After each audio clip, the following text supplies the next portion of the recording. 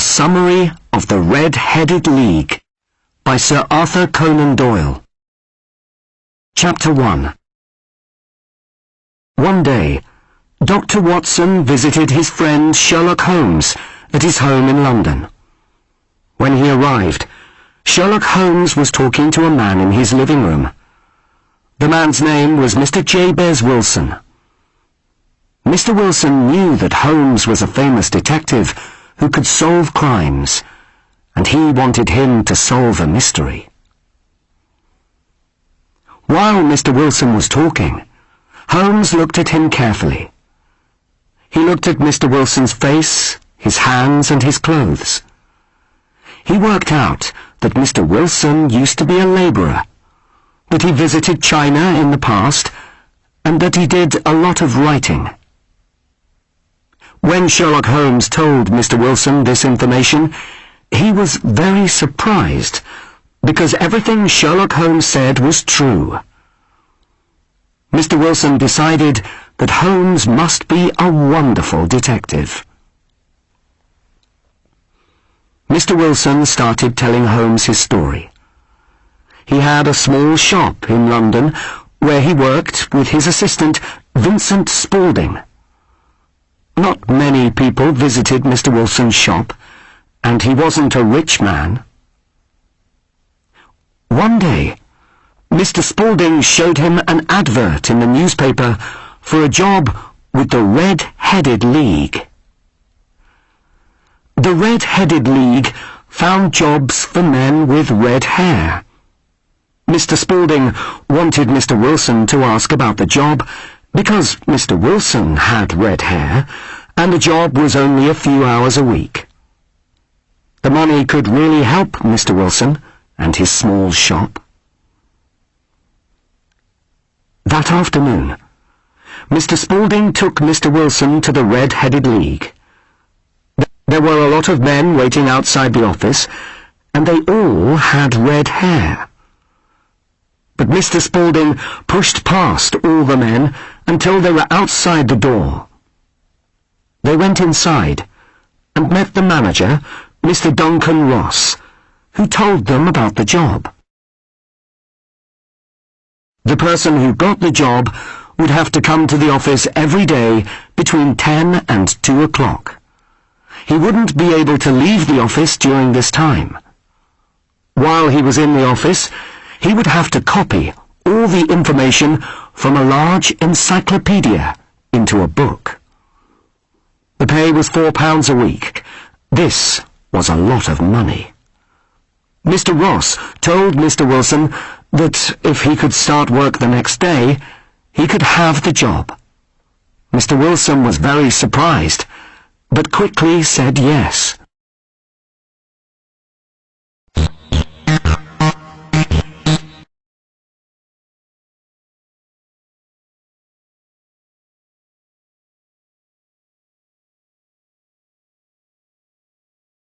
Chapter 2. The next day, Mr. Wilson bought a pen, some ink, and some paper, and went to the Red-Headed League.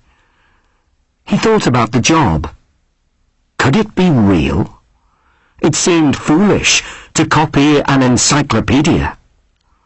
But, to his surprise, when he arrived at the office, Mr. Ross was waiting for him. So, Mr. Wilson sat at the table and started work.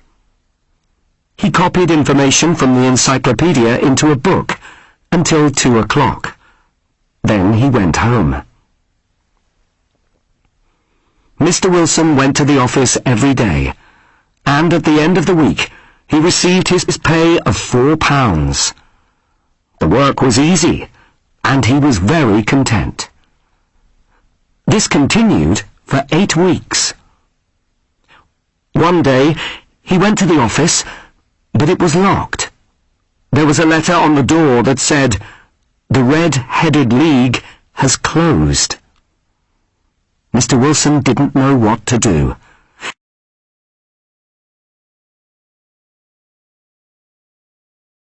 He asked the landlord why the office was closed, but the landlord said that he didn't know. He said that he didn't know Mr. Ross or the Red-Headed League? It was a mystery, and Mr. Wilson wanted Sherlock Holmes to solve it. Holmes asked Mr. Wilson some questions about his assistant, Mr. Spaulding. After Mr. Wilson left, Holmes asked Dr. Watson to go to a violin concert with him that evening. On the way, they could go past Mr. Wilson's shop. When they arrived, Holmes walked up to the shop and hit the ground with his walking stick 3 or 4 times. Dr. Watson thought this was very unusual. Then Holmes knocked on the shop door. A young man answered, and Holmes asked him how to get to the concert. "Did you knock on the door so that you could see the young man who works for Mr. Wilson?" asked Dr. Watson. "No. I didn't want to see the man. I wanted to see the knees of his trousers," replied Holmes. Dr. Watson thought that was a very unusual answer. He didn't understand. But Holmes didn't explain. He was looking carefully at the different houses and shops behind Mr. Wilson's shop. There was a newspaper shop, a bank, and a restaurant. Then it was time to go to the concert, so the 2 men left.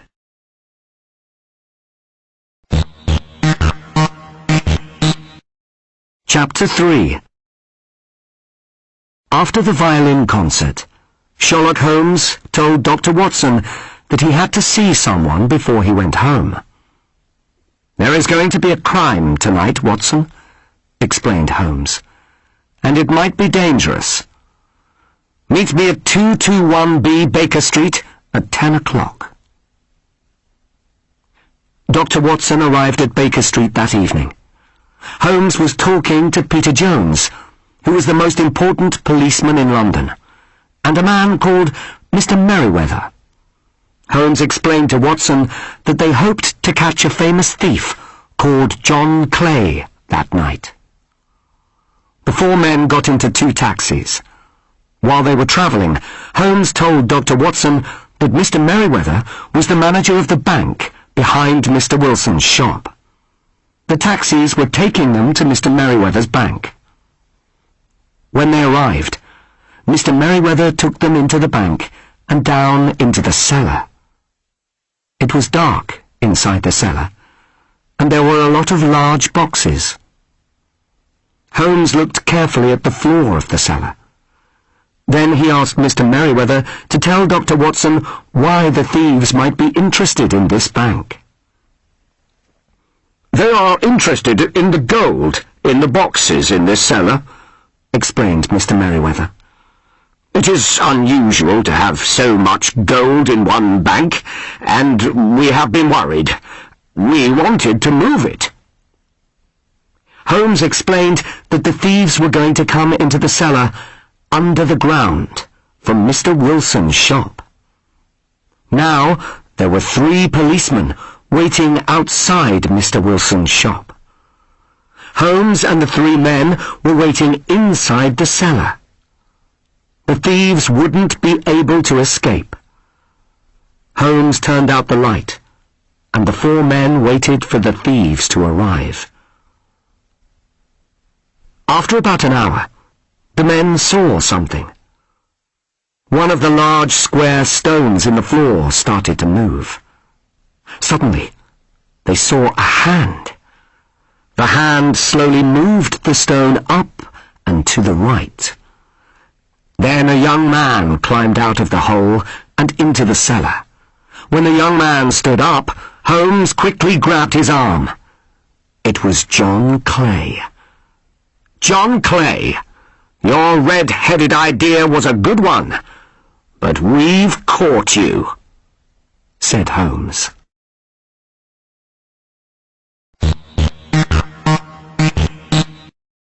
Chapter 4. Sherlock Holmes and Dr. Watson returned to Baker Street, and Holmes explained the crime to Watson. John Clay had the idea for the Red-Headed League because his friend Mr. Ross had red hair. Holmes knew that the job of copying out the encyclopedia was too foolish to be a real job. Clay and Mr. Ross invented the job because they wanted Mr. Wilson out of his shop. Why? Mr. Wilson told Holmes that Mr. Spaulding often used to work in the cellar. Holmes thought that this was unusual. Holmes asked some questions about Mr. Spaulding and found out that he was John Clay, the thief. When Holmes knocked on the door of the shop, he saw that the knees of Mr. Spaulding's trousers were dirty and had holes in them. Holmes deduced that he was digging a tunnel with Mr. Ross when Mr. Wilson was not in the shop.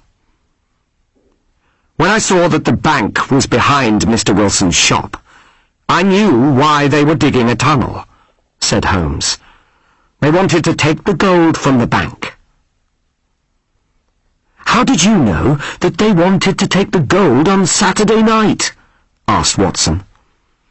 When they closed the Red-Headed League, I knew the tunnel was finished. If they took the gold from the bank on Saturday, they would have a day and a half to escape before the bank opened on Monday, replied Holmes. Well done, Holmes, said Watson.